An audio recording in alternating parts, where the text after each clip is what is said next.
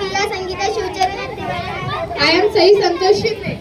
Today I am representing the topic of respiratory system. Respiratory system, the process by which oxygen is taken and carbon dioxide is given out. म्हणजेच बाहेरील वातावरणातील हवा lungs मध्ये घेणे आणि carbon dioxide बाहेर टाकण्याच्या क्रियेला रेस्पिरेशन म्हणतात. रेस्पिरेशनचे दोन टाइप आहेत.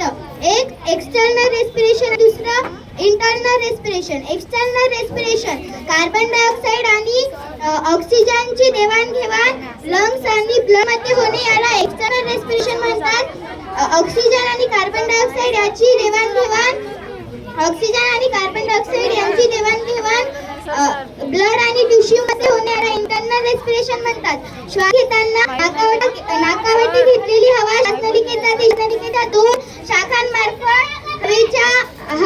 हवा फुफुसात होते. या प्रत्येक